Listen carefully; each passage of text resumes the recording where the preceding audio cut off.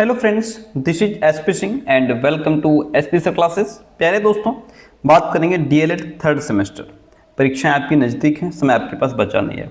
तो अभी हम लोग जो एमसीक्यूज हैं, जैसे ये जो हमारे पास आप जो सामने देख पा रहे हैं, ये साहित्य प्रकाशन की किताब है, पेपर फर्स्ट की। ठीक है, इस किताब के जितने ऑब्जेक्टिव क्वेश्चंस हैं, जितने बहुविकल्पीय प्रश्न हैं, वो हम सारे करने वाले हैं चैप्टर वाइज। ओके, जैसे यहाँ पे आपका फर्स्ट चैप्टर है मापन एवं मूल्यांकन। तो इस चैप्टर की कुछ तो हमने परिभाषाएं ले ली हैं आपको एक बार याद दिलाने के लिए।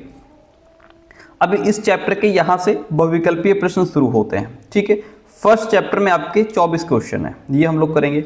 फिर आपका सेकंड चैप्टर शुरू हो जाता है, इसके ऑब्जेक्टिव क्वेश्चंस करेंगे। ठीक है, फिर आपका थर्ड चैप्टर शुरू होगा, इसके ऑब्जेक्टिव क्वेश्चंस हम लोग करेंगे। इसमें टोटल हमारे 20 प्रश्न हैं, है ना।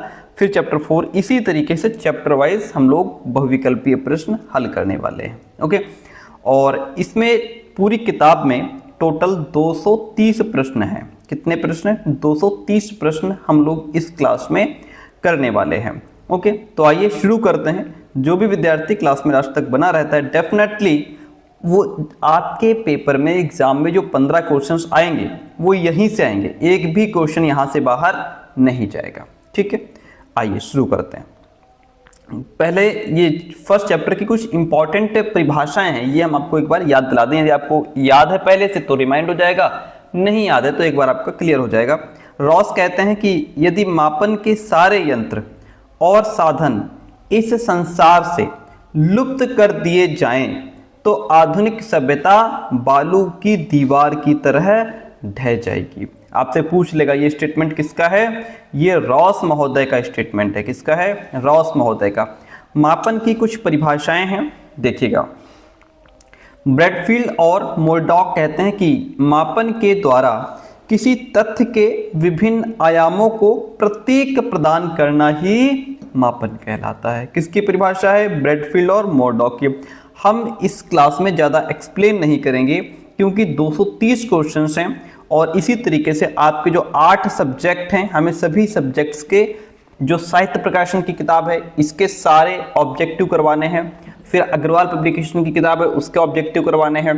तो इस तरीके से कई सारी क्लासेस आपको प्रोवाइड करनी है, समय बहुत कम है। ठीक है, तो जो राइट आंसर होगा वो हम आपको बता देंगे।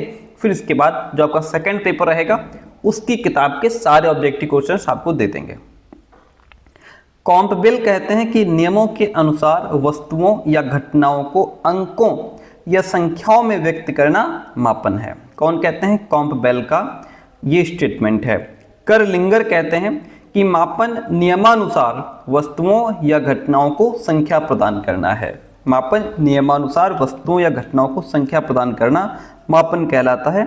ये करलिंगर की परिभाषा है। जो परिभाषाएं इसमें से आपको याद ना हो वो लिख लीजिएगा, फिर रट लीजिएगा, क्योंकि ये जो छोटी छोटी परिभाषाएं हैं यही आपसे पूछी जाएंगी, बड़ी परिभाषा नहीं पूछी जाएगी।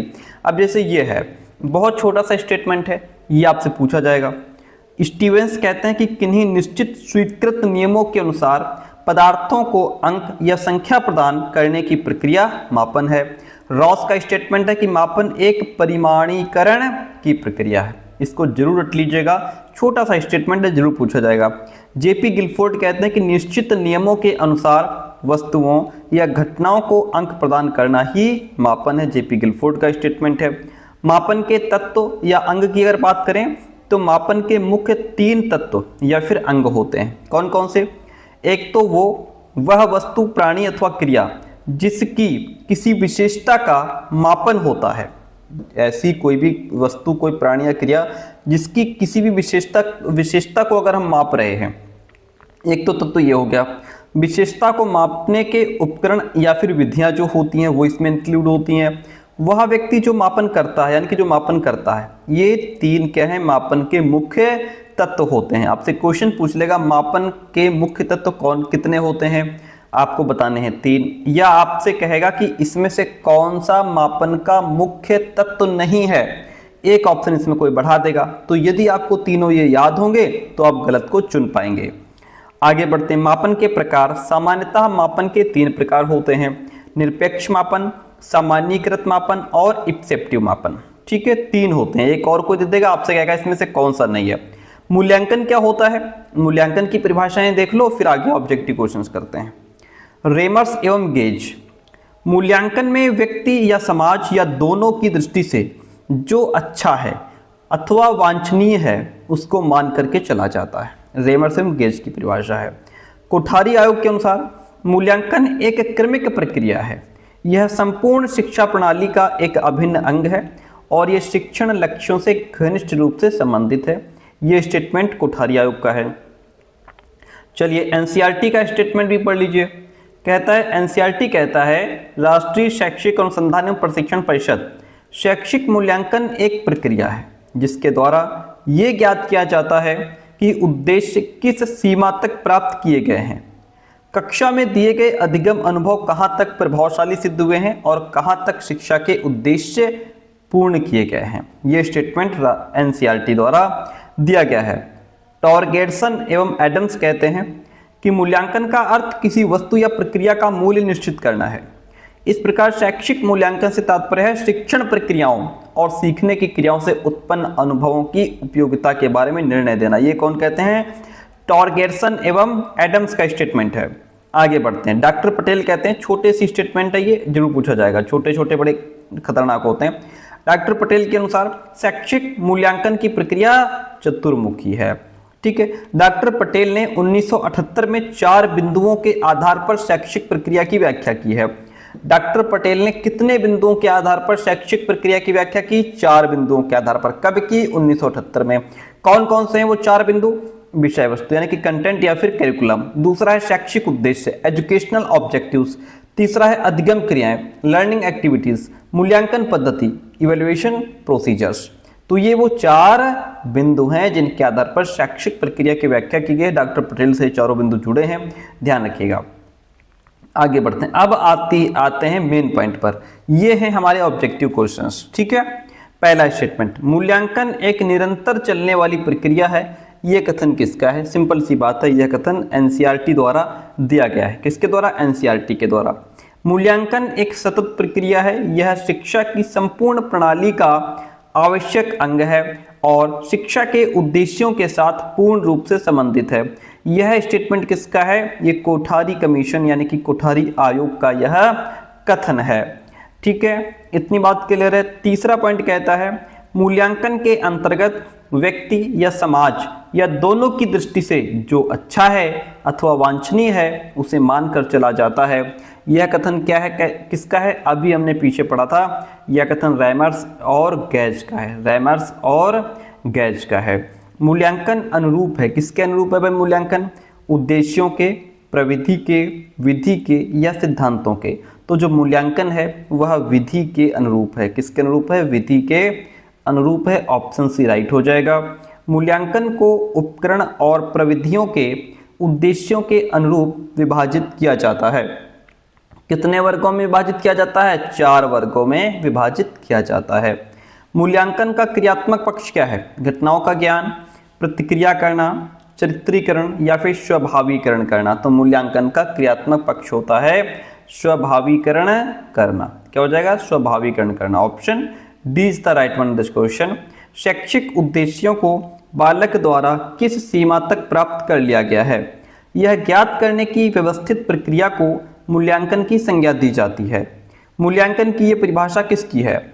टॉरगर्सन, एडम्स का, डांडेकर, जे.डब्ल्यू. राइट स्टोन या फिर ब्रेडफील्ड और मार्डोक की है। तो यह परिभाषा डांडेकर की है। किसकी है? डांडेकर के द्वारा दी गई डेफिनेशन है। निम्नलिखित में से कौन मूल्यांकन प्रक्रिया का अंग नहीं है? इसमें से मैंने कहा था ना, पूछ लेगा आपसे।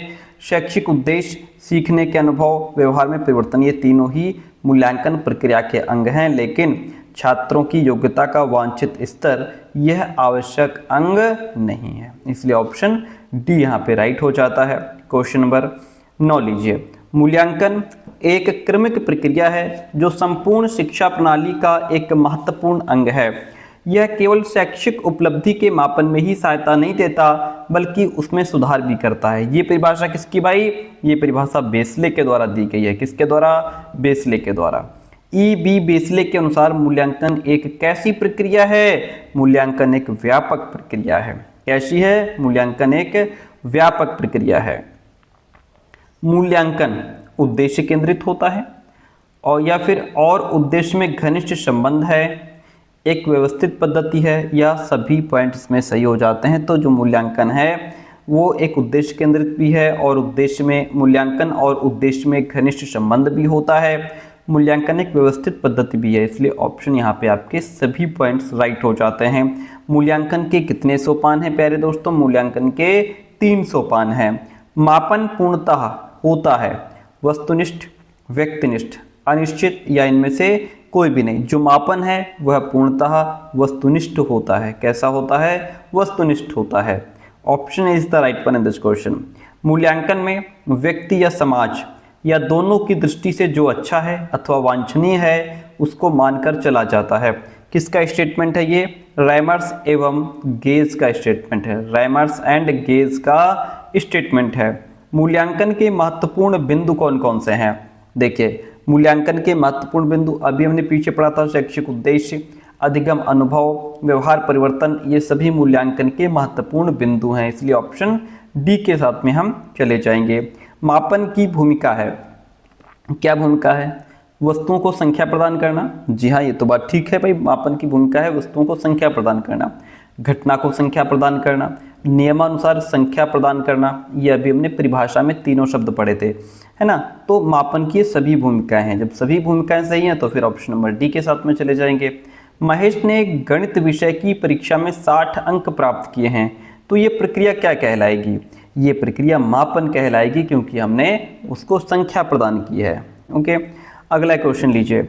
मूल्यांकन वह प्रक्रिया है जिसके द्वारा शिक्षक एवं छात्र ये डिसीजन करते हैं कि शिक्षण लक्ष्यों को प्राप्त किया जा रहा है या नहीं। ये परिभाषा किसकी है भाई? ये परिभाषा क्रॉनबेक की है। किसकी डेफिनेशन है? क्रॉनबेक की डेफिनेशन है ये। मापन होता है, मापन गुणात्मक होता है, मात्रात्मक होता है, तुलनात्मक, या फिर उपरोक्त सभी। क्या राइट हो जाएगा? मापन मात्रात्मक होता है डिफरेंट। कैसा? मात्रात्मक होता है। आगे बढ़ेंगे। बालक एक ऐसी पुस्तक है जिसका अध्ययन आद्योपान शिक्षक कक्षा में करता है। यह कथन किसका है? यह कथन आपका हो जाएगा रॉस का स्टेटमेंट है। ये किसका है? रॉस महोदय का स्टेटमेंट है। मापन किन्हीं निश्चित स्वीकृत नियमों के अनुसार वस्तुओं को अंक प्रदान करने की प्रक्रिया है। ये कथन किसका है? ये एसएस स्टीवेंस का स्टेटमेंट है। एसएस स्टीवेंस का स्टेटमेंट है।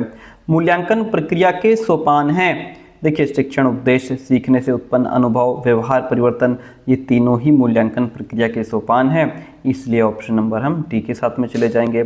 मूल्यांकन प्रक्रिया का केंद्र बिंदु क्या होता है? सिंपल सी बात है, मूल्यांकन प्रक्रिया का केंद्र बिंदु बालक होता है, विद्यार्थी होता है, जिसको सेंटर में रखा जाता है। निम्नलिखित में से किसके द्वारा ये पता चलता है कि बच्चे ने अभी तक कितना ज्ञान और कौशल अर्जित किया है? किसके माध्यम से? ये मापक के माध्यम से पता चलता है। किसके माध्यम से? 2020 का क्वेश्चन है, मापक के माध्यम से पता चलता है। ठीक है, ये हमारा फर्स्ट चैप्टर कंप्लीट हो गया। अब बढ़ते हैं हम लोग सेकंड चैप्टर की तरफ। ठीक है, आइए देखिए सेकंड चैप्टर के क्वेश्चंस देखिएगा। हमारा उद्देश्य ये है कि हम आपको क्वेश्चंस बस बता पाएँ, क्वेश्चंस का आंसर बता पाएँ, ताकि आपका रिवीजन हो जाए बेहतर तरीके से। 8 सब्जेक्ट हैं, 8 किताबों की मैं आपको जो ऑब्जेक्टिव क्वेश्चन है वो हमारा देने का प्रयास है। बाकी डिपेंड करता है कि आपके लाइक कमेंट्स कैसे आते हैं। मापन का उपयोग किया जाता है उद्देश्यों को बनाने में, छात्रों के चयन में, या शैक्षिक विधि के चयन में, तो या फिर छात्र का परिमाणात्मक मूल्य निर्धारण में। तो मापन का उपयोग किया जाता है छात्र का परिमाणात्मक मूल्य निर्धारण में। ठीक है, ऑप्शन डी राइट हो गया। कक्षा के मापन में प्रयोग की जाती है। कक्षा के मापन में नामित मापनी का प्रयोग किया जाता है। कुछ जगह आपको क्रमिक मापनी का भी देखने को भी आंसर मिल जाएगा, लेकिन नामित मापनी यहाँ पे बेस्ट ऑप्शन आपका हो जाता है। क्वेश्चन कहता है कि मूल्यांकन व्यक्ति अथवा समाज या दोनों दृष्टि से उत्तम है अथवा वांछनीय है, उनको मानकर चला जाता है। यह स्टेटमेंट किसका है? यह स्टेटमेंट रेमर्स का है। किसने कहा? रेमर्स ने कहा। जिस परीक्षण से शिक्षार्थी की किसी विषय या अनेक विषयों में कठिनाई ज्ञात की जा सकती है उसे कहते हैं, उसे जहां बच्चे की कठिनाई ज्ञात करते हैं उसे निदानात्मक कहते हैं। ठीक है, उसके बाद फिर उस कठिनाई को दूर करते हैं तो वो उपचारात्मक कहलाता है। यहाँ पे ये निदानात्मक परीक्षण हो जाएगा। एक अच्छे परीक्षण के लिए निम्नलिखित में कौन से गुण आवश्यक होते हैं? परीक्षण में किसी उत्तर पर मूल्यांकनकर्ताओं द्वारा समान अंक प्रदान किए जाते हैं और अंक प्रदान करते समय मूल्यांकनकर्ता अपनी व्यक्तिगत रुचि अथवा धारणाओं से प्रभावित नहीं होता है। परीक्षण उन्हीं गुणों का मापन करता है जिनके लिए उसका निर्माण किया गया है। परीक्षण के बार बार प्रयोग करने से प्राप्त परिणामों या अंकों में संगति पाई जाती है। तो ये तो सभी गुण हैं एक अच्छे परीक्षण के लिए, सभी गुण आवश्यक हैं, इसलिए ऑप्शन नंबर डी यहाँ पे राइट हो जाएगा। भौतिक मापन है, निश्चित है, स्थिर है, अस्थिर है या फिर अनिश्चित। तो जो भौतिक मापन है डिफरेंट, यह स्थिर है, भौतिक मापन स्थिर है। मापन में स्वमानक शब्द का प्रयोग सबसे पहले किसने किया? स्वमानक शब्द का प्रयोग रेमंड कैटेल ने किया था। समान इकाई मापन है, समान इकाई मापन कौन सी है? अंतराल मापनी समान इकाई मापन है।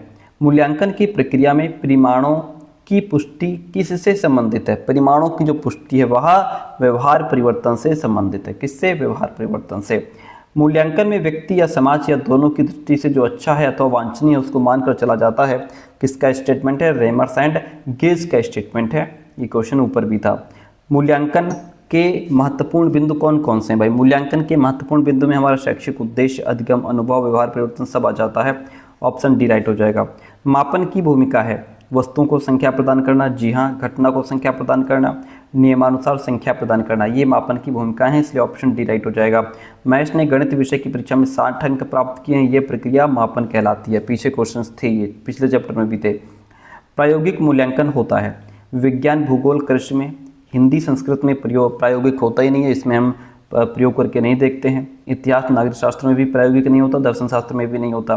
किसमें? विज्ञान में, भूगोल में, कृषि में हमारा प्रायोगिक मूल्यांकन होता है, जहाँ प्रयोग करके चीज़ों को देख सकते हैं।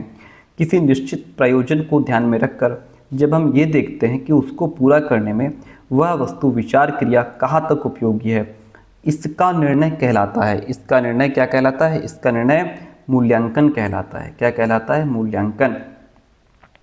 यह कथन है कि मूल्यांकन वह प्रक्रिया है जिसके द्वारा शिक्षक एवं छात्र ये निर्णय करते हैं कि शिक्षण लक्ष्यों को प्राप्त किया जा रहा है या नहीं। ये किसका स्टेटमेंट है? ये ग्रीन का स्टेटमेंट है। किसका? ग्रीन का। मापन का सामान्य सिद्धांत किससे संबंधित है? मापन का सामान्य सिद्धांत गणित से संबंधित है। किससे? गणित से संबंधित है। मूल्यांकन की शैक्षिक आवश्यकता किसको होती है?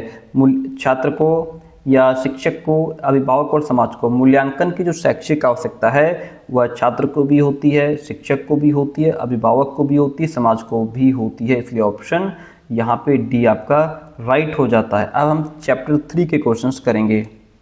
बढ़ते हैं आगे और देखते हैं इस चैप्टर के क्वेश्चंस को। कहता है दक्षता आधारित मूल्यांकन है। दक्षता आधारित मूल्यांकन सतत मूल्यांकन होगा, व्यापक मूल्यांकन होगा, या दोनों होगा, या फिर ये सभी। क्या राइट हो जाएगा भाई? दक्षता आधारित मूल्यांकन में हमारा सतत मूल्यांकन भी होगा और व्यापक मूल्यांकन भी होगा, इसलिए ऑप्शन सी राइट हो जाएगा। कक्षोन्नति का प्रमुख साधन क्या है? कक्षा उन्नति का प्रमुख साधन मासिक परीक्षा है, वार्षिक परीक्षा है, त्रैमासिक परीक्षा है। क्या हो जाएगा इसमें से? तो कक्षा की उन्नति का प्रमुख साधन यह है जो वार्षिक परीक्षा ली जाती है, उससे हम कक्षा में आगे बच्चे को भेज देते हैं। तो ये वार्षिक परीक्षा के माध्यम से ही पता चलता है कि बच्चे ने कक्षा 4 पास कर लिया, 5 पास कर लिया, 6 पास कर लिया, और हम उसको आगे प्रोग्रेस यानी कि आगे क्लास में भेज देते हैं। सतत मूल्यांकन प्रक्रिया को सामान्यतः विभक्त कर दिया जाता है। कितने में? तो इसको 10 भागों में विभाजित कर दिया जाता है। कितने भागों में विभाजित किया जाता है? 10 भागों में। अगर इसके 10 भाग हम बताएं आपको, तो 10 में जैसे छात्र का एप्टीट्यूड क्या है, क्रिएटिविटी क्या है, नॉलेज क्या है, इंटरेस्ट ऑफ फैमिली क्या है, अंडरस्टैंडिंग आ जाता है, इंडिविजुअल इंटरेस्ट उसमें आ जाता है, और क्या कहते हैं उसको, हेल्थ एंड फिजिकल स्टेटस आ जाता है, एप्लीकेशन आ जाता है, और एजुकेशनल अचीवमेंट उसमें आ जाता है, मिस्टेक्स ऑफ स्टूडेंट्स आ जाती हैं। ये सारी चीज़ें मिलकर के 10 जो है इसमें पक्ष आते हैं। ठीक है, चलिए सतत मूल्यांकन के जो क्षेत्र हैं उसमें 10 पक्ष दिए गए हैं। छात्रों के व्यक्तित्व संबंधी कितने पक्ष हैं? 10 ही हैं। पाठ्यक्रम संबंधी जो क्रियाएं हैं वह क्या हो जाएगा? वाद विवाद, खेल कूद, तैरना, या फिर ये सभी पाठ्यक्रम से संबंधित क्रियाएं हमारी ये सभी हैं। ठीक है, और हालांकि यहाँ पे अगर तैरना न होता तो फिर वाद विवाद और खेल कूद को ही हम मानते, लेकिन खेल कूद भी पाठ्यक्रम से संबंधित है, वाद विवाद भी है। अब इसमें तैरना भी दिया गया है, तो ये भी पाठ्यक्रम से ही संबंधित है, इसलिए ऑप्शन डी राइट हो जाएगा। लेकिन ये इतना इंपॉर्टेंट नहीं है। सतत मूल्यांकन निदान का पथ प्रशस्त करता है, सार्थक ज्ञान के लिए और या फिर निरर्थक ज्ञान के लिए, तो ये दोनों ही हो जाएगा, आ और बा दोनों राइट हो जाएंगे। छात्र ड्रिल विधि के आधार पर सीखते हैं, क्या सीखते हैं? पहाड़े, गिनती, कविता या फिर ये सभी। तो छात्र ड्रिल विधि के आधार पर पहाड़े, गिनती, कविता ये सब कुछ सीखते हैं। प्राथमिक कक्षा के विद्यार्थियों को परीक्षण दिया जाता है 3 रीडिंग स्केल पे, 2 रीडिंग स्केल पे, 4 रीडिंग स्केल पे या फिर 6 रीडिंग स्केल पे। देखिए, यदि कक्षा 1 से 3 तक की बात होगी तो हम जाएंगे 3 रीडिंग स्केल पे, यदि कक्षा 1 से 5 तक की बात होगी तो हम जाएंगे 4 रीडिंग स्केल के साथ में।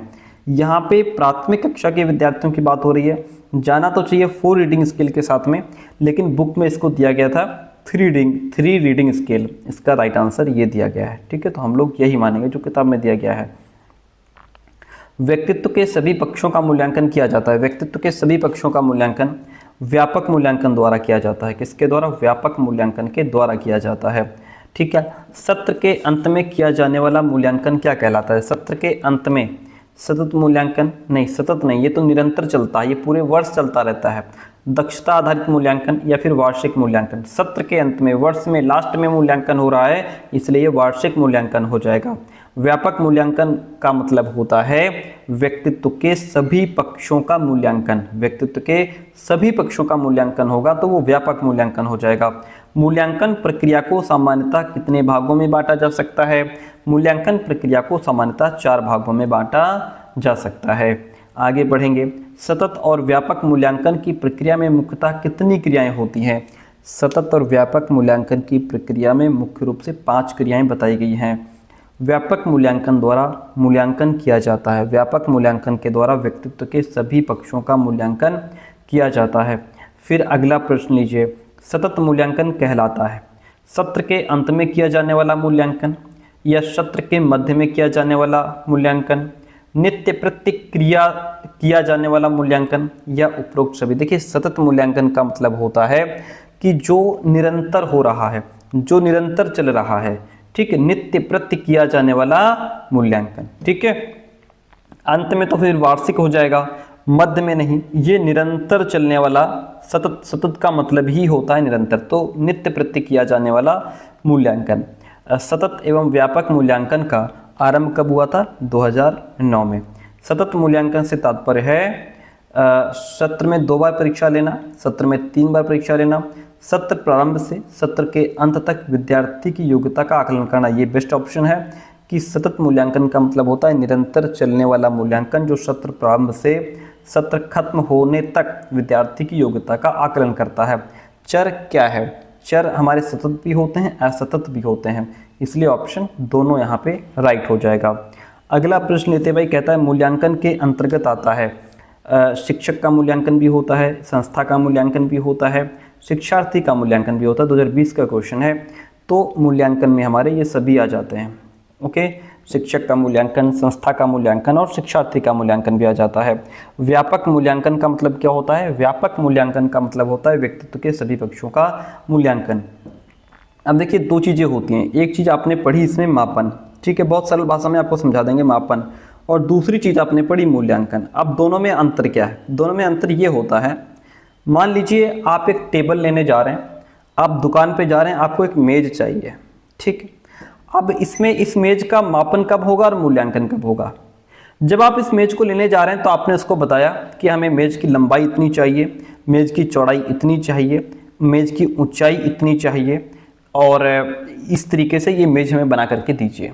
तो ये हो गया उस मेज का मापन, ठीक है, कि मेज की लंबाई कितनी है, चौड़ाई कितनी है, ऊंचाई कितनी है, ठीक है। ये मूल्यांकन, ये आप मापन कर रहे हैं। मूल्यांकन तब होगा जब मेज आपकी बनके तैयार है और अब आप उसका मूल्यांकन करेंगे कि ये मेज हमारी किस किस काम में आ जाएगी। क्या मैं इसको पढ़ते समय जो है कि अपना स्टडी टेबल बना सकता हूँ, इस पर अपना लैपटॉप वगैरह रख सकता हूँ कि नहीं, है ना। यदि घर में 2 मेहमान आ जाएं तो वहाँ पे क्या अगर ज़रूरत पड़ जाए तो उन 2 मेहमानों को इस पर बैठा के हम खाना खिला सकते हैं कि नहीं। तो हर तरीके से अब आप उस मेज का मूल्यांकन कर रहे हैं, ठीक है। ये संख्या बताता है ये नंबर बताने का काम करता है, ये उसकी क्वालिटी बताने का काम करता है कि उस मेज की क्या क्या विशेषताएं हैं, किस किस काम में मेज आएगी। ये मेज कितने रुपए की है, कितनी लंबाई है, कितनी चौड़ाई है, कितनी ऊंचाई है, ये सारी चीज़ ये बताता है मापन। ठीक है, समझ गए मापन और मूल्यांकन में अंतर। अब देखिए चैप्टर 4 है हमारा, मूल्यांकन के पक्ष क्या क्या होते हैं।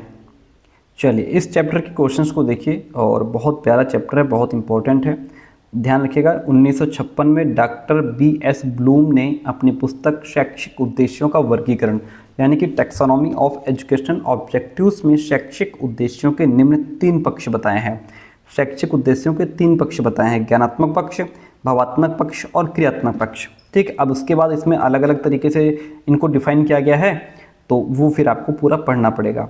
ज्ञानात्मक पक्ष है, ज्ञानात्मक पक्ष में आपका ज्ञान, बोध, अनुप्रयोग ये दोनों आ जाते हैं। ज्ञान, बोध, अनुप्रयोग, विश्लेषण, संश्लेषण, मूल्यांकन, ये सब चीज़ें इसमें आ जाती हैं। ऑप्शन सी राइट हो जाएगा। मूल्यांकन का क्षेत्र है, मूल्यांकन का क्षेत्र सरल है, छोटा है, व्यापक है। तो मूल्यांकन का क्षेत्र प्यारे दोस्तों व्यापक है। कैसा है? व्यापक है। ज्ञान तत्व का विस्तार है, ज्ञान तत्व का विस्तार अनंत है, सीमित नहीं है, निश्चित नहीं है, अनंत है। भावात्मक पक्ष में उद्देश्यों को शामिल किया जाता है, मान्यताएं, चारित्रिक गुण, अभिवृत्तियां या फिर ये सभी। भावात्मक पक्ष में उद्देश्यों में मान्यताएं, चारित्रिक गुण और अभिवृत्तियां ये सब कुछ शामिल होता है। मूल्यांकन के कितने पक्ष होते हैं? मूल्यांकन के 3 पक्ष बताए गए हैं। कौशल की कुशलता को डैश भागों में बांटा जा सकता है। कौशल की कुशलता को 4 भागों में बांटा जा सकता है। मूल्यांकन का क्या अर्थ है भाई?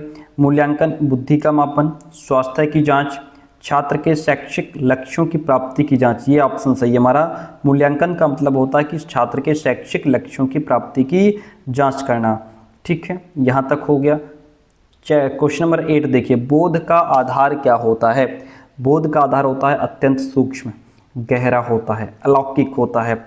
ये सभी बोध के आधार होते हैं। ब्लूम ने शैक्षिक उद्देश्यों को कितने भागों में विभक्त किया है? ब्लूम ने शैक्षिक उद्देश्यों को अभी पीछे हमने बताया 3 भागों में विभक्त किया है। ज्ञान, बोध, अनुप्रयोग का संबंध मूल्यांकन के ज्ञानात्मक यानी कि संज्ञानात्मक पक्ष से है।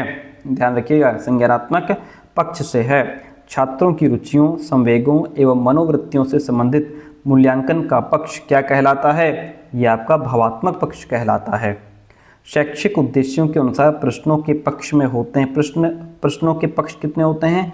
4। कितने होते हैं? 4। 13 नंबर क्वेश्चन यहाँ से लीजिए, कहता है निम्नलिखित में से किसका संबंध मूल्यांकन के संज्ञानात्मक पक्ष से होता है? मूल्यों का, आदतों का, समझ का या फिर आदर्शों का। तो इसमें किसका संबंध मूल्यांकन के संज्ञानात्मक पक्ष से? तो समझ का। जैसे कहते हैं ज्ञान, बोध, प्रयोग, है ना, तो बोध क्या है? समझ है। तो समझ का संबंध मूल्यांकन के संज्ञानात्मक पक्ष से होता है। किसका संबंध मूल्यांकन के भावात्मक पक्ष से होता है? भावात्मक में अगर आप आएंगे तो रुचियों का जो संबंध है वह भावात्मक पक्ष से होता है। रुचियों का संबंध भावात्मक पक्ष से होता है। मूल्यांकन का संज्ञानात्मक पक्ष किससे संबंधित है? मूल्यांकन का संज्ञानात्मक पक्ष ज्ञान से, बोध से, अनुप्रयोग, मैंने अभी आपको बताया ना, ज्ञान, बोध, अनुप्रयोग, मूल्यांकन, है ना, संश्लेषण, विश्लेषण, ये सब किस में आ जाता है? ज्ञान, बोध, अनुप्रयोग, विश्लेषण, संश्लेषण और मूल्यांकन, ये 6 चीजें हैं जो कि संज्ञानात्मक पक्ष में आती हैं, इसलिए उपरोक्त सभी राइट हो जाएगा। भावात्मक पक्ष कहलाता है बच्चों की रुचियों से संबंधित मूल्यांकन का पक्ष, बात तो ठीक है। बच्चों की संवेगों से संबंधित मूल्यांकन का पक्ष, ये भी सही है। बच्चों की मनोवृत्तियों से संबंधित मूल्यांकन का पक्ष, ये भी सही है। इसलिए ऑप्शन यहाँ पे डी हमारा राइट हो जाता है। नेक्स्ट क्वेश्चन लीजिए, बालक के विभिन्न कौशल विकसित होने वाला क्षेत्र कौन सा है? ज्ञानात्मक क्षेत्र भी है, भावात्मक क्षेत्र भी है, क्रियात्मक क्षेत्र भी है, इसलिए ऑप्शन नंबर डी राइट हो जाएगा। शैक्षिक उद्देश्य के अंग हैं बालक, समाज, विषय वस्तु, ये सभी शैक्षिक उद्देश्य के अंग होते हैं। ब्लूम टैक्सोनॉमी कब विकसित हुई थी? सिंपल सी बात है, 1956 में विकसित हुई थी। निम्न में से कौन सा ब्लूम के ज्ञानात्मक क्षेत्र के अंतर्गत नहीं आता है? तो विश्लेषण आता है, संश्लेषण आता है, मूल्यांकन आता है। ये ज्ञानात्मक क्षेत्र के अंतर्गत आते हैं। मूल्य आंकना यह ज्ञानात्मक क्षेत्र के अंतर्गत नहीं आता। सामान्य रूप से मूल्यांकन के कितने पक्ष होते हैं? सामान्य रूप से मूल्यांकन के 2 पक्ष होते हैं। ठीक है, इतनी बात क्लियर है, वेरी गुड। अब चैप्टर 5 के क्वेश्चंस देखिए। मूल्यांकन के प्रकार, चैप्टर का नाम है मूल्यांकन के प्रकार। देखिएगा, अब इसमें पॉइंट कहता है कि मूल्यांकन के प्रमुख प्रकार होते हैं। देखिए, मूल्यांकन हमारा मौखिक भी होता है, लिखित भी होता है, साक्षात्कार इंटरव्यू के माध्यम से, निरीक्षण के माध्यम से, ऑब्जर्वेशन के माध्यम से, प्रायोगिक बेस्ड होता है, रचनात्मक होता है, आंकलित होता है। ये सभी किसके प्रकार हैं? मूल्यांकन के प्रकार हैं। अब देखिए, समाज में परस्पर संपर्क स्थापित करने के लिए मनुष्य 2 प्रकार के संसाधन प्रयोग करता है। कितने प्रकार के? 2 प्रकार के, मौखिक अभिव्यक्ति और लिखित अभिव्यक्ति। इसी प्रकार परीक्षा में भी दोनों प्रकार से परीक्षा ली जाती है। लिखित के अतिरिक्त मौखिक परीक्षा का भी अपना विशेष महत्व है। ठीक है, तो लिखित मौखिक 2 प्रकार की परीक्षाएं होती हैं, आपको पता ही है। चलिए, इस चैप्टर के क्वेश्चंस देखिए। यदि आपने पहले से थ्योरी से पढ़ रखी है तो आपको आंसर आते होंगे क्वेश्चंस के, नहीं पढ़ रखी तो क्लियर हो जाएंगे। चलिए, प्राथमिक कक्षाओं में किस मूल्यांकन प्रविधि का प्रयोग किया जाता है? जो प्राथमिक कक्षाएं होती हैं, क्या वहाँ पे जांच सूची, निरीक्षण, संचयी आलेख या फिर रेटिंग स्केल का प्रयोग किया जाता है? तो प्राथमिक कक्षाओं में जो छोटी कक्षाएं हैं, 1 से 5 तक की कक्षाएं हैं, वहाँ पे निरीक्षण के माध्यम से हम मूल्यांकन करते हैं बच्चों का। प्रश्नावली सूची किससे संबंधित है? परिप्रेक्ष्य आकार से, मनोवैज्ञानिक परीक्षण से, साक्षात्कार से, उपयुक्त सभी से। तो प्रश्नावली सूची जो है वह परिप्रेक्ष्य आकार से संबंधित है। ऑप्शन ए राइट हो जाएगा। प्रश्नावली कितने प्रकार की होती है? भाई, प्रश्नावली 4 प्रकार की होती है। कितने प्रकार की होती है? प्रश्नावली 4 प्रकार की होती है। सूचनादाता किस प्रकार की प्रश्नावली में हाँ या नहीं में उत्तर देता है? सूचनादाता जो है वह प्रतिबंधित प्रकार की जो प्रश्नावली होती है उसमें सिर्फ हाँ या ना में उत्तर देता है। ठीक है। साक्षात्कार किससे संबंधित है? प्रश्नावली से, अनुसूची से, चिन्हांकन सूची से या प्राप्तांक पत्र से। साक्षात्कार जो है वह अनुसूची से संबंधित है। किससे? अनुसूची से संबंधित है। क्वेश्चन नेक्स्ट है, 6 नंबर क्वेश्चन आपके सामने। चिन्हांकन सूची का प्रयोग कब किया जाता है? चिन्हांकन सूची का प्रयोग सामूहिक गुणों को जानने के लिए, व्यक्तिगत विशेषताओं को जानने के लिए प्रयोग किया जाता है। इसलिए ऑप्शन सी राइट हो गया हमारा। आगे बढ़ते हैं, अगला प्रश्न निर्धारण मापनी है। निर्धारण मापनी जो है वह द्विध्रुवी होती है। गुणों के मापन के लिए प्रयोग करते हैं। किसका प्रयोग करते हैं? अनुसूची का, निर्धारण सूची का, प्रश्नावली का या प्राप्तांक का। तो गुणों के मापन के लिए हम निर्धारण सूची का प्रयोग करते हैं। अशाब्दिक निर्धारण मापनी है। अशाब्दिक निर्धारण मापनी आत्म निर्धारण विधि है। अशाब्दिक निर्धारण मापनी जो है वह आत्म निर्धारण विधि है। ध्यान रखिएगा। निर्धारण मापनी का महत्वपूर्ण भाग क्या है? निर्धारण मापनी का महत्वपूर्ण भाग विषय है, सब्जेक्ट है। अवलोकन प्रणाली का मूल आधार क्या है? अवलोकन प्रणाली का जो मूल आधार है वह वैज्ञानिक है। क्या है?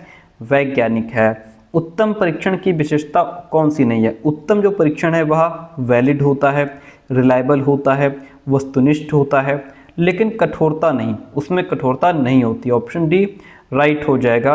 अगला प्रश्न, छात्रों के प्रारंभिक ज्ञान का मूल्यांकन किया जाता है। छात्रों के प्रारंभिक ज्ञान का मूल्यांकन मौखिक मूल्यांकन में किया जाता है कि उनको प्रीवियस नॉलेज कितना है, पिछला नॉलेज कितना है। विज्ञान, भूगोल और कृषि विषय होते हैं, ये सैद्धांतिक और प्रायोगिक मूल्यांकन वाले होते हैं, सिद्धांतों पर आधारित होते हैं। इनमें हम प्रयोग करके भी देख सकते हैं। ठीक है। चलिए, 15 नंबर क्वेश्चन कहता है रचनात्मक मूल्यांकन में किया जाता है। रचनात्मक मूल्यांकन में बच्चों के समग्र ज्ञान का मूल्यांकन किया जाता है कि बच्चे को कितना ज्ञान है, समग्र ज्ञान का, समग्र। ठीक है। Option D is the right one. Rita ने भाषा में 60 अंक प्राप्त किए हैं। 60 अंक का प्राप्त करना क्या है? 60 अंक प्राप्त करना मापन कहलाएगा। क्या कहलाएगा? 60 अंक प्रदान करना यह है उसका मापन कहलाएगा।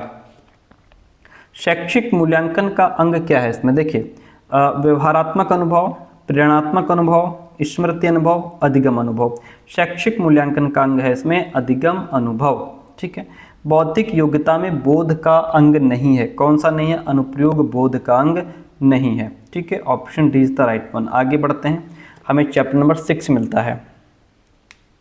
इस चैप्टर के क्वेश्चंस कवर करते हैं। क्रॉनबेक की एक डेफिनेशन है, कहते हैं कि इन्होंने परीक्षण को निम्न शब्दों में परिभाषित किया, यानी कि परीक्षण को लेकर के जो डेफिनेशन है क्रॉनबेक की वो ये है कि 2 या 2 से अधिक व्यक्तियों के व्यवहार का तुलनात्मक अध्ययन करने की व्यवस्थित प्रक्रिया को परीक्षण कहते हैं। ठीक है, क्रॉनबेक ने ये कहा है।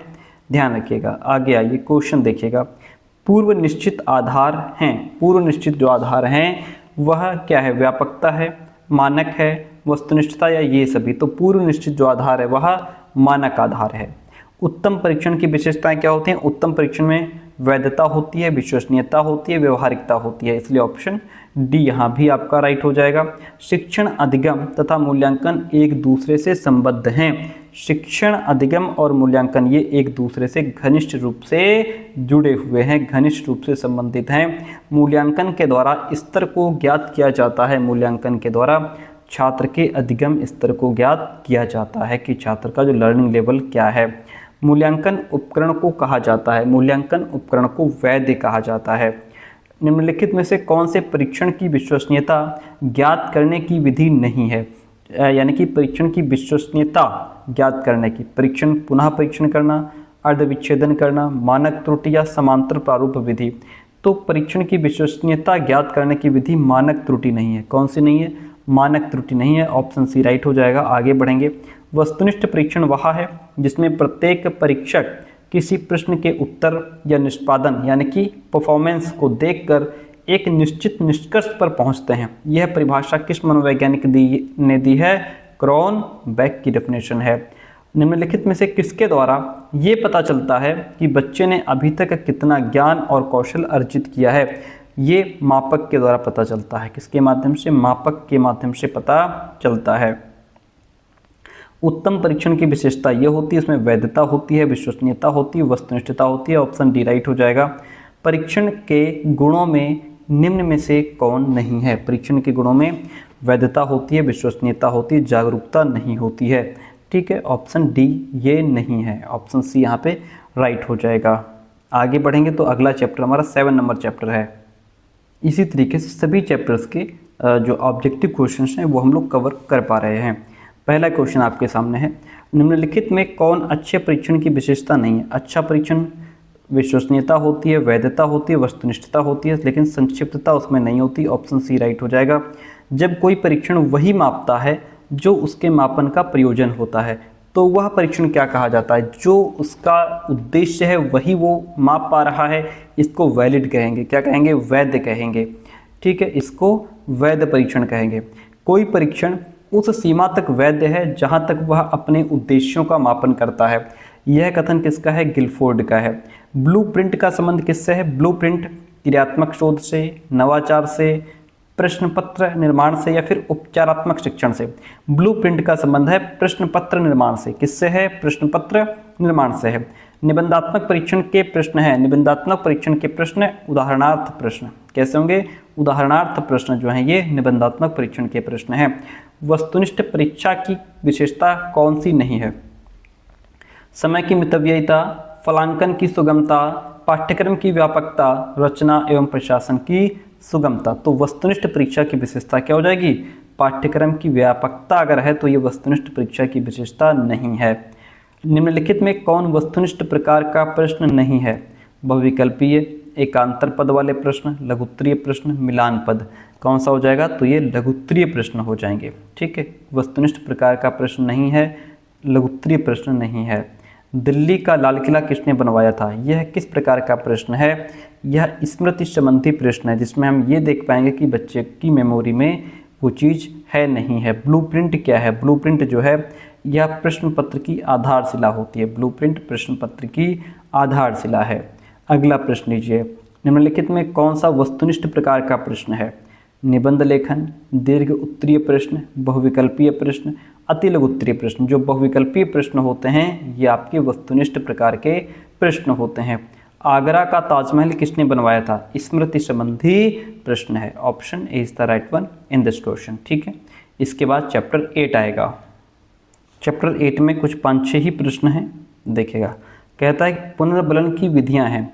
सतत मूल्यांकन में पुनर्बलन, मासिक मूल्यांकन में पुनर्बलन, दोनों या फिर इनमें से कोई नहीं। तो देखिए, पुनर्बलन की विधियों की बात करें तो सतत मूल्यांकन में पुनर्बलन और मासिक मूल्यांकन में पुनर्बलन, ये दोनों ही पुनर्बलन की विधियां हैं। ऑप्शन सी राइट हो जाएगा। अभिलेख एक प्रकार का होता है, अभिलेख एक प्रकार का साक्ष्य होता है। परीक्षण वर्गीकरण के कितने प्रकार हैं? 2, 3, 4, 5 कितने हैं? परीक्षण वर्गीकरण के 2 प्रकार हैं। शैक्षिक उद्देश्यों के अनुसार प्रश्नों के पक्ष 4 हैं, पीछे भी हमने पढ़ा था अभी। बच्चों द्वारा दिए गए कार्यों एवं उपलब्धियों का विवरण रखने हेतु प्रयोग या तैयार किया जाता है। छात्र प्रोफाइल तैयार की जाती है। संचयी आलेख पत्र कितने प्रकार के हैं? पैकेट या परत, एक पत्र लेख है, संकलित परत है या ये सभी? तो संचयी आलेख पत्र के प्रकार एक पत्र लेख होता है, एक पत्र लेख होता है। चैप्टर 9 देखिएगा, बहुत अच्छा चैप्टर है। निदानात्मक परीक्षण एवं उपचारात्मक शिक्षण से रिलेटेड इसमें क्वेश्चंस हैं। देखिए यहाँ पे पॉइंट पढ़िए। शिक्षा या शिक्षण से संबंधित उद्देश्यों और लक्ष्यों की पूर्ति एवं प्राप्ति में बाधक किसी समस्या के वास्तविक कारणों का पता लगाने को शैक्षणिक निदान और उस समस्या को शिक्षण द्वारा सुलझाने को उपचारी शिक्षण कहते हैं। यानी कि बच्चे को जो प्रॉब्लम है, यदि आप समस्या के पीछे के कारणों का पता लगा रहे हैं तो ये आप उसका निदान कर रहे हैं। फिर जब हमें कारण पता लग गए, अब आप उसको सुलझा रहे हैं तो ये आप उसका उपचार कर रहे हैं। जैसे डॉक्टर जो है वह पहले हमारी बीमारी का निदान करता है, यानी कि पहले वो टेस्ट वगैरह करवाता है ये जांचने के लिए कि आखिर प्रॉब्लम क्या है, शरीर में क्या बीमारी है, क्या रोग है। फिर वो उसके हिसाब से दवाई देता है जिसको हम उपचार कहते हैं। फिर डॉक्टर बाद में उपचार करता है, पहले निदान करता है।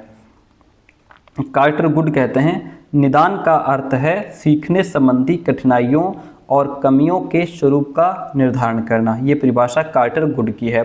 योकम और सिम्पसन की परिभाषा है निदान किसी कठिनाई या उसके चिन्हों या लक्षणों से ज्ञान प्राप्त करने की कला या फिर कार्य है। ये योकम और सिम्पसन की परिभाषा है। आगे बढ़ेंगे। मर्सेल के अकॉर्डिंग परिभाषा है जिस शिक्षण में छात्रों की विशिष्ट त्रुटियों का निदान करने का विशेष प्रयास किया जाता है अक्सर निदानात्मक शिक्षण कहा जाता है। ये परिभाषा मर्सेल के अकॉर्डिंग दी गई है निदान को लेकर के। क्रो एंड क्रो सबसे very important and very famous, ये है क्रो एंड क्रो की डेफिनेशन। निदानात्मक परीक्षणों का निर्माण विद्यार्थियों की अधिगम संबंधी विशेष कठिनाइयों का ज्ञान प्राप्त करने अथवा निदान करने के लिए किया जाता है। क्रो एंड क्रो की डेफिनेशन है ये। आगे बढ़ेंगे। अब यहाँ से हम क्वेश्चंस लेते हैं। चलिए पहला क्वेश्चन क्या कहता है आपसे, निदानात्मक परीक्षण का निम्नलिखित में से कौन सा गुण नहीं है। देखिए इसके आधार पर शिक्षण अपनी शिक्षण विधि का विश्लेषण कर सकता है, ये तो इसका गुण है। इसके द्वारा उद्देश्यहीन हो जाते हैं। क्या इसके द्वारा परीक्षण उद्देश्यहीन हो जाता है? नहीं। इनके प्रयोग से शिक्षण एवं मूल्यांकन में गतिशीलता बनी रहती है। वेरी गुड, बात सही है। इसके द्वारा मानसिक एवं शैक्षिक दुर्बलताओं का पता लगाया जा सकता है, ये भी बात ठीक है। तीनों ऑप्शन सही है। बी ऑप्शन जो है वो परीक्षण का गुण नहीं है। ओके। निदानात्मक परीक्षण सत्र निर्माण के लिए प्रथम सोपान कौन सा है? एक छात्र का चुनाव, परिकल्पना करना, पाठ्यवस्तु का विश्लेषण या फिर समस्या का निर्धारण। तो ये हो जाएगा हमारा पाठ्यवस्तु का विश्लेषण। ठीक है, चलिए आगे बढ़ते हैं। अगला प्रश्न लीजिए। आधार रूप में निदान एवं उपचार साथ साथ चलते हैं, यह कथन किसका है? स्किनर का स्टेटमेंट है। उपचारात्मक शिक्षण के क्षेत्र में कौन नहीं है? उपचारात्मक शिक्षण के क्षेत्र में अंकगणित इंक्लूड नहीं है, शामिल नहीं है। छात्रों की त्रुटियों का ज्ञान होने पर उन्हें दूर करने के लिए किया जाने वाला शिक्षण क्या कहलाता है? त्रुटियों का अगर ज्ञान हो गया है तो हम उपचारात्मक शिक्षण करेंगे। यदि समस्या के कारण पता लगाए जा रहे हैं तो निदान करेंगे। यदि कारण पता लग गए हैं, अब उन्हें दूर किया जा रहा है, तब उपचार करेंगे। ये ध्यान रखिएगा। Option C according to the question बचाव निदान का उच्चतम स्तर है। यह कथन किसका है? बचाव निदान का उच्चतम स्तर है। यह स्टेटमेंट रॉस महोदय का है। रॉस का कथन है बचाव निदान का उच्चतम स्तर है। बचाव निदान का उच्चतम स्तर है। उपचारात्मक शिक्षण संबंधित है, किससे संबंधित है? उपचारात्मक शिक्षण जो है वह बच्चों की त्रुटियों को दूर करने से संबंधित है। ओके, उपचार का मतलब जो गलतियां हैं, जो त्रुटियां हैं, उनको दूर किया जा रहा है। इसके बाद चैप्टर 10 देखिएगा। इस चैप्टर को समझते हैं। इसमें 25-30 क्वेश्चन है इस चैप्टर में। देखिए बहुविकल्पीय प्रश्न। पहला प्रश्न लेते हैं इस चैप्टर का, और चैप्टर का पहला क्वेश्चन आपके सामने। क्रियात्मक अनुसंधान शब्द प्रयोग सर्वप्रथम किसने प्रयोग किया था? क्रियात्मक अनुसंधान शब्द का प्रयोग कॉलियर और लुविन ने किया था। किसने किया था? कॉलियर और लुविन ने किया था। क्रियात्मक अनुसंधान को कहा जाता है, क्या कहा जाता है? क्रियात्मक अनुसंधान को सीखने का तरीका कहा जाता है। क्या कहा जाता है? सीखने का तरीका, ऑप्शन सी राइट हो गया। शिक्षा अनुसंधान के आयाम हैं अनुदैर्ध्य आयाम, अनुप्रस्थ आयाम, ये दोनों ही शिक्षा अनुसंधान के आयाम हैं, इसलिए ऑप्शन सी यहाँ पे राइट हो जाता है। अगला क्वेश्चन हम लेते हैं, बड़ा प्यारा सा प्रश्न है, कहता है क्रियात्मक अनुसंधान का उपयोग होता है शिक्षण सुधार हेतु। जी हाँ बिल्कुल, शिक्षण में परिवर्तन लाने के लिए भी हम क्रियात्मक अनुसंधान करते हैं। विद्यालय एवं शिक्षण की समस्या समाधान करने के लिए भी क्रियात्मक अनुसंधान का प्रयोग करते हैं, इसलिए यहाँ पे सारे ही ऑप्शन हमारे राइट हो जाते हैं। क्रियात्मक अनुसंधान उत्पन्न होता है कहाँ से? भावात्मक दृष्टिकोण से, वैज्ञानिक दृष्टिकोण से, कलात्मक दृष्टिकोण से या फिर संवेगात्मक दृष्टिकोण से। क्रियात्मक अनुसंधान जो है वह वैज्ञानिक दृष्टिकोण से उत्पन्न होता है। सर्व शिक्षा अभियान को क्रियान्वयन करने में क्या सहायक है? सर्व शिक्षा अभियान को क्रियान्वयन करने के लिए क्रियात्मक शोध हेल्पफुल है, सहायक है। आगे बढ़ेंगे, अगला क्वेश्चन 7 नंबर क्वेश्चन आपके सामने, और क्वेश्चन क्या कहता है देखिएगा। क्रियात्मक अनुसंधान के परिणाम शैक्षिक कार्यक्रम पर प्रभाव डालते हैं। कैसे प्रभाव डालते हैं? तो यह प्रत्यक्ष रूप से प्रभाव डालते हैं। क्रियात्मक अनुसंधान एक सीखने का तरीका है। किसने कहा? ये स्टेटमेंट स्टीफन एम कोरे ने दिया है। किसने? स्टीफन एम कोरे ने। शैक्षिक कार्यक्रम के उत्थान में कल्पनाशील युक्ति क्या है? वह है क्रियात्मक अनुसंधान। क्या हो जाएगा? क्रियात्मक अनुसंधान। शैक्षिक क्षेत्र में क्रियात्मक शोध का प्रयोग किसने किया था? क्रियात्मक शोध का प्रयोग स्टीफन एम कोरे ने किया था। स्टीफन एम कोरे ने किया था। कार्यक्षेत्र से संबंधित समस्या के कारणों को जानने और समाधान हेतु किया जाने वाला शोध क्या कहलाता है? क्रियात्मक शोध कहलाता है। अगला क्वेश्चन नंबर 12 लीजिए। क्रियात्मक शोध का मूल आधार क्या होता है? समस्या हमारी और हल भी हमारा, यह क्रियात्मक शोध का मूल आधार होता है। निम्नलिखित में से कौन सी क्रियात्मक शोध की विशेषता होती है? देखिए, समय अधिक लगता है, इसका उद्देश्य नए सिद्धांतों का प्रतिपादन करना होता है, सामान्यीकरण नए सिद्धांतों के रूप में होता है, या फिर समस्याएं अनुभवजन्य होती हैं। देखिए, क्रियात्मक शोध की विशेषता यह है कि समस्याएं अनुभवजन्य होती हैं। Option D is the right one in this question. आगे बढ़ेंगे, 14 नंबर क्वेश्चन लीजिए। 2 बार रिपीट है क्वेश्चन, 2017 में भी 2020 में भी। क्रियात्मक शोध का संपादन कितने चरणों में होता है? ध्यान रखिएगा, क्रियात्मक शोध का संपादन 6 चरणों में होता है। क्रियात्मक शोध में समस्या की पहचान करते समय होने वाले तथ्यों की जानकारी के अंतर्गत नहीं आता, तो इसमें पर व्यक्ति नहीं आता। क्रियात्मक शोध से किसी समस्या का प्रस्तावित उत्तर क्या कहलाता है? परिकल्पना कहलाता है। परिकल्पना कहलाता है। क्रियात्मक शोध जिस लक्ष्य समूह के बारे में किया जाता है उसे क्या कहते हैं? समष्टि कहते हैं, समष्टि कहते हैं। निम्नलिखित में कौन सा क्रियात्मक शोध के उपकरण के अंतर्गत नहीं आता? प्रत्यक्षण नहीं आता। क्या नहीं आता? प्रत्यक्षण। स्टीफन एम कोरे ने शैक्षिक क्षेत्र में किस प्रकार के अनुसंधान का प्रयोग किया था? इन्होंने क्रियात्मक अनुसंधान का प्रयोग किया था। क्रियात्मक शोध में शोधकर्ता होता है तो ये उत्पादक और उपभोक्ता दोनों ही होता है। उत्पादक और उपभोक्ता दोनों ही होता है। क्रियात्मक शोध के प्रवर्तक कौन हैं? स्टीफन एम कोरे हैं। प्रोफेसर स्टीफन एम कोरे की पुस्तक कौन सी है? वह है to improve school practices. To improve school practices. आगे बढ़ेंगे, क्वेश्चन है समस्या हमारी और हल भी हमारा, यह लक्ष्य किसका है? क्रियात्मक शोध का है। क्रियात्मक शोध का है। परिकल्पना होती है समाधान का पूर्व अनुमान, यानी कि इमेजिनेशन। प्रॉब्लम को सॉल्व करने से पहले जो आप इमेजिनेशन करते हैं, कल्पना करते हैं कि ये प्रॉब्लम कैसे हल होगी, वो पूर्व कल्पना होती है, परिकल्पना जिसको कहते हैं। शैक्षिक शोध को सामान्यतः कितने वर्गों में बांटा जाता है? शैक्षिक शोध को सामान्यतः 3 वर्गों में बांटा जाता है। क्रियात्मक शोध का मूल आधार होता है। क्रियात्मक शोध का मूल आधार समस्या भी हमारी, हल भी हमारा। किसी समस्या का वास्तविक उत्तर क्या कहलाता है? वास्तविक उत्तर परिकल्पना या फिर उपकल्पना कहलाता है। क्रियात्मक शोध का अंतिम चरण क्या होता है? क्रियात्मक शोध का अगर अंतिम चरण की बात करें वो होता है निष्कर्ष। क्या होता है? निष्कर्ष। अनुसंधान के कार्य हैं। अनुसंधान में सिद्धांत का निर्माण करना, सिद्धांतों का अनुप्रयोग करना, नवाचार करना, ये सभी अनुसंधान के कार्य होते हैं। Option D is the right one in this question. अगला चैप्टर शैक्षिक नवाचार, बहुत अच्छा चैप्टर है। इसी तरीके से हमने सभी चैप्टर्स के PYQs बहुत फास्ट तरीके से कवर कर लिए हैं। चलिए यहाँ पे नवाचार के बारे में थोड़ा सा पढ़ लो, बहुत इंपॉर्टेंट है, बहुत अच्छा चैप्टर है। और यहाँ से क्वेश्चन पूछे भी जाएंगे। नवाचार यानी कि नव और आचार, नव आचार से मिलकर बना है नवाचार। नव का मतलब होता है नया, आचार का मतलब होता है आचरण या फिर परिवर्तन। जो कुछ एक नया परिवर्तन हो रहा है उसे नवाचार कहते हैं। नवाचार वह परिवर्तन है जो पूर्व स्थित विधियों और पदार्थों आदि में नवीनता का संचार करे, उसे हम नवाचार कहते हैं। अंग्रेजी भाषा का इनोवेशन शब्द इनोवेट शब्द से बना है, जिसका अर्थ चैम्बर्स शब्दकोश में क्या है, इनोवेट। इनोवेट का मतलब टू इंट्रोड्यूस नॉवेल्टीज यानी कि नवीनता लाना, कुछ नया लेकर के आना।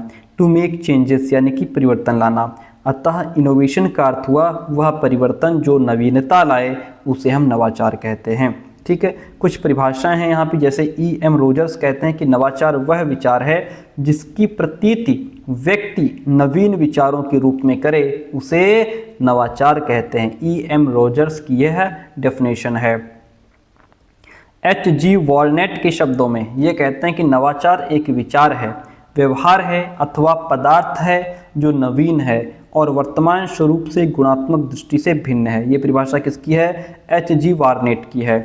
H.S. भोला के अकॉर्डिंग नवाचार एक प्रत्यय है, एक कॉन्सेप्ट है, एक धारणा है, एक अभिव्यक्ति है, कौशल युक्त एक उपकरण है अथवा दो या दो से अधिक ऐसे तथ्य हैं जिन्हें व्यक्ति ने या संस्कृति ने पहले व्यावहारिक रूप में आत्मसात न किया हो। H.S. भोला के अकॉर्डिंग ये परिभाषा दी गई है नवाचार को लेकर के।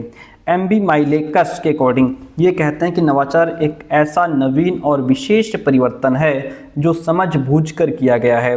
उद्देश्य प्राप्ति की दृष्टि से यह परिवर्तन अब विधियों की अपेक्षा अधिक प्रभावकारी समझा जाता है। किसकी परिभाषा है, M.B. माइलेकस की परिभाषा है। आइए अब क्वेश्चंस पर चलते हैं। क्वेश्चन कहता है निम्न में से शिक्षा के नूतन आयाम का भाग नहीं है। देखिए, अध्यापकों का वेतनमान का पुनर्निर्माण ये शिक्षा के नूतन आयाम का भाग नहीं है। बाकी सतत शिक्षा, जनसंख्या शिक्षा, पर्यावरणीय शिक्षा, ये सभी शिक्षा के भाग हैं, आयाम हैं। ठीक है, ऑप्शन बी यहाँ पे राइट हो जाएगा।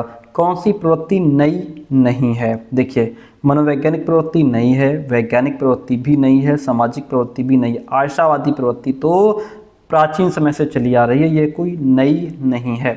आगे बढ़ेंगे। नवाचार का अर्थ है वह परिवर्तन जो नवीनता लाए। किसने कहा? यह स्टेटमेंट किसका है? वह परिवर्तन जो नवीनता लाए। एक सेकंड। हालांकि ये जो वह परिवर्तन जो नवीनता लाए, ये तो फिर जो चैम्बर्स शब्दकोश के अकॉर्डिंग जो इनोवेशन का अर्थ होता है वह परिवर्तन जो नवीनता लाए, उसके अकॉर्डिंग कहा गया है। लेकिन आंसर में इसको योगेंद्र जीत दिया है। ठीक है, तो योगेंद्र जीत को ही मानेंगे जब उन्होंने दिया है इनका आंसर। नवाचार वह विचार है जिसकी प्रतीति व्यक्ति विचार के रूप में करे, जिसकी प्रतीति व्यक्ति विचार के रूप में करे। ये स्टेटमेंट किसका है? यह स्टेटमेंट E.M. रोजर्स का है। किसका है? E.M. रोजर्स का स्टेटमेंट है। ठीक है, आगे बढ़ेंगे। 5 नंबर क्वेश्चन देखिए, निम्न में से नवाचार की कौन सी विशेषताएं हैं? जिसे नया समझा जाता है, बिल्कुल जो नया हो वो नवाचार। प्रयासपूर्ण किया जाने वाला काम, ठीक है, एफर्ट करके आप कोई काम करेंगे, कुछ ना कुछ नया निकल करके आएगा। वर्तमान परिस्थितियों में सुधार लाने का प्रयास, ये भी कुछ नया ही है, इसलिए ऑप्शन डी राइट हो जाएगा। नवाचार की सफलता के मूल्यांकन के विषय में निम्न विचार किस विद्वान के हैं? विचार क्या है? किसी नवाचार के द्वारा अर्जित कौशलों का प्रयोग आगे आने वाले नवाचारों में भी किया जाता है। यह स्टेटमेंट M.B. माइल्स का है। M.B. माइल्स का है। नवाचार का विकल्प सदैव जीवन मूल्यों के अनुरूप होना चाहिए। बात बिल्कुल सत्य है। नवाचार के कार्यकर्ताओं का कार्य व्यवहार औपचारिक होना चाहिए, ये बात गलत है। अब यहाँ से अच्छा, इसका क्वेश्चन नंबर 9 देखिएगा।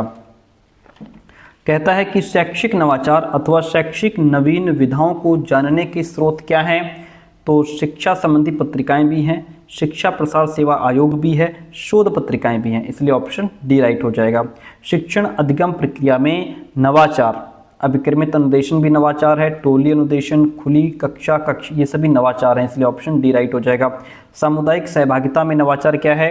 NCC, स्काउटिंग, रेड क्रॉस संस्था, ये सभी नवाचार हैं, इसलिए ऑप्शन डी राइट हो जाएगा। निम्नलिखित में से कौन सी क्रिया पाठ्य सहगामी क्रिया से संबंधित नहीं है? कृषि कार्य, भ्रमण, विज्ञान क्लब, पर्यटन। क्या पाठ्य सहगामी क्रिया से संबंधित नहीं है? कृषि कार्य जो है पाठ से आगामी क्रिया से संबंधित नहीं है।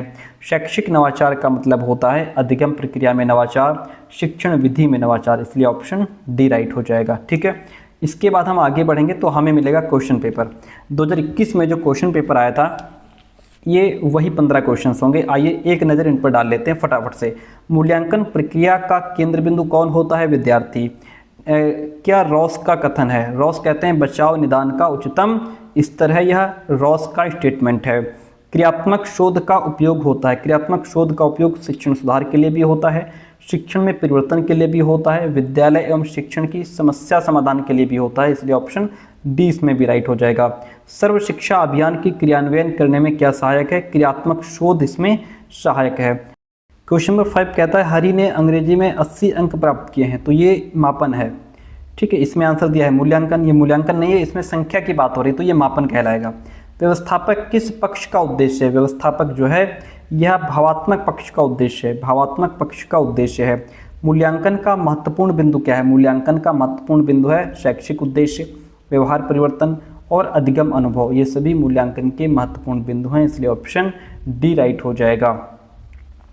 लिंग के आधार पर व्यक्ति का महिला एवं पुरुष में विभाजन क्या कहलाता है? महिला और पुरुष में जो विभाजन है इसको गुणात्मक मापन कहते हैं। किन्हीं निश्चित स्वीकृत नियमों के अनुसार वस्तुओं को अंक प्रदान करना मापन है, यह स्टेटमेंट स्टीवेंसन का है। कौन से क्षेत्र के उद्देश्यों के द्वारा बालक की शारीरिक संबंधित कौशलों का विकास होता है? मनोगत्यात्मक क्षेत्र के द्वारा, मनोगत्यात्मक क्षेत्र के उद्देश्यों के द्वारा। क्वेश्चन कहता है स्टीफन एम कोरे ने शैक्षिक क्षेत्र में किस प्रकार का अनुसंधान का प्रयोग किया है? तो इन्होंने क्रियात्मक शोध अनुसंधान का प्रयोग किया है। ब्लूम टैक्सोनॉमी 1956 में विकसित हुई।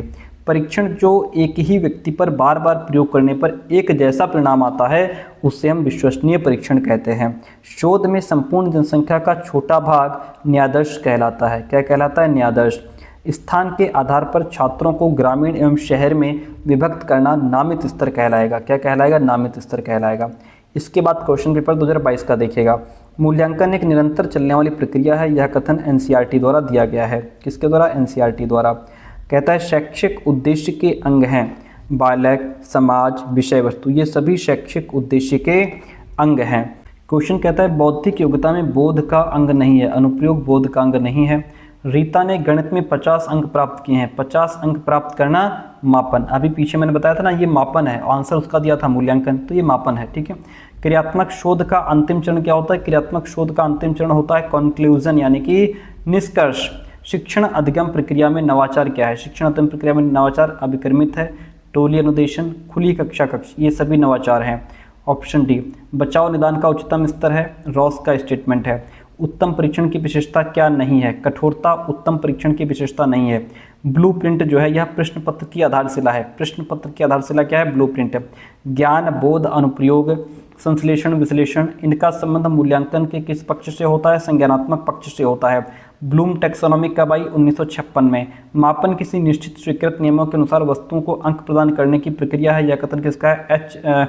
स्टीवेंसन का है। स्टीवेंसन का है। मूल्यांकन प्रक्रिया को सामान्यतः 4 भागों में बांटा गया है। कितने भागों में? 4 भागों में। शैक्षिक नवाचार से क्या तात्पर्य है? शैक्षिक नवाचार से तात्पर्य है अधिगम प्रक्रिया में नवाचार और शिक्षण विधि में नवाचार, इसलिए ऑप्शन डी राइट हो जाएगा। मूल्यांकन किसके अनुरूप है? मूल्यांकन प्रविधि के अनुरूप होता है।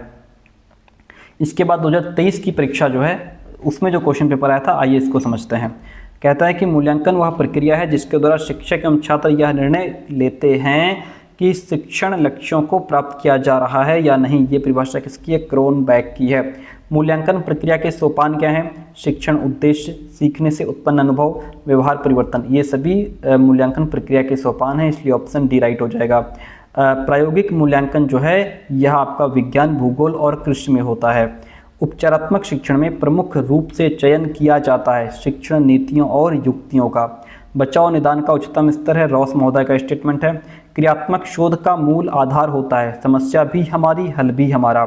शिक्षण अधिगम प्रक्रिया में नवाचार है, नवाचार अभिक्रमित अनुदेशन, टोली शिक्षण, खुली कक्षा कक्ष, ये सभी नवाचार ही हैं। ठीक है, प्रार्थना स्थल की गतिविधियों में मुख्य नवाचार माना जाता है ड्रम, संगीत, दोनों ही माने जाते हैं, ऑप्शन सी राइट हो जाएगा। रेड क्रॉस सोसाइटी का उद्देश्य क्या नहीं है? परीक्षाओं की तैयारी करना रेड क्रॉस सोसाइटी का उद्देश्य नहीं है। आगे बढ़िए। मूल्यांकन प्रक्रिया का केंद्र बिंदु होता है, मूल्यांकन प्रक्रिया का केंद्र बिंदु विद्यार्थी होता है। ब्लूप्रिंट क्या है? ब्लूप्रिंट प्रश्न पत्र की आधारशिला है। सामुदायिक सहभागिता में नवाचार है।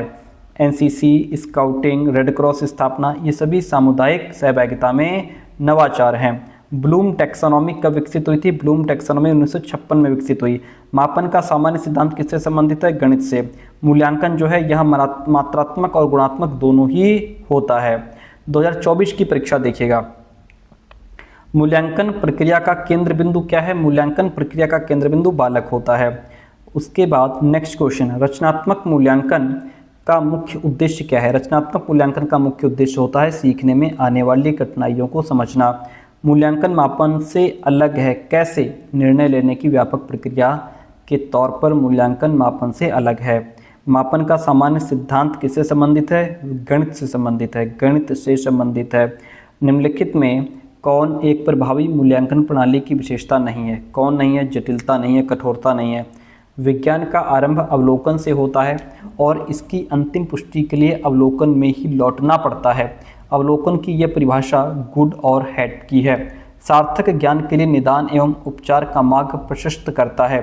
सतत मूल्यांकन यानी कि जो निरंतर चलने वाला मूल्यांकन है।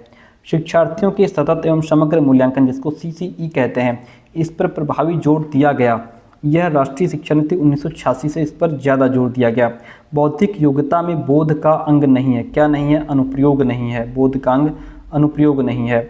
बच्चों के सीखने की प्रगति के वर्णन अभिलेख किस पर आधारित हैं? तो ये अवलोकन तकनीक पर आधारित हैं। क्रियात्मक शोध का अंतिम चरण प्रदत्त विश्लेषण होता है।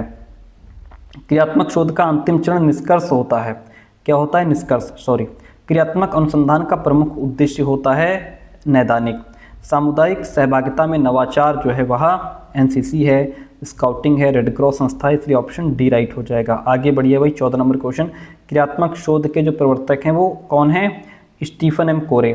एक विद्यालय के प्रधानाचार्य द्वारा विद्यार्थियों को विभिन्न संवेगात्मक समस्याओं के कारणों को पहचानने, उन्हें दूर करने के लिए कौन सा अनुसंधान किया जाता है? क्रियात्मक अनुसंधान किया जाता है। तो प्यारे दोस्तों, ये थी हमारी आपका जो फर्स्ट पेपर है साहित्य प्रकाशन की किताब, ठीक है, जिसके हमने सभी ऑब्जेक्टिव क्वेश्चंस कर लिए हैं। क्लास कैसे रही कमेंट करके जरूर बताइएगा। एंड इसी प्रकार से जो आपका सेकंड पेपर है, थर्ड पेपर है, सभी 8 पेपर हम करवा देंगे और देखते हैं आपके लाइक्स और कमेंट्स किस तरीके से आते हैं। अगर आप चाहते हैं तो हम करवा देंगे। Thank you so much.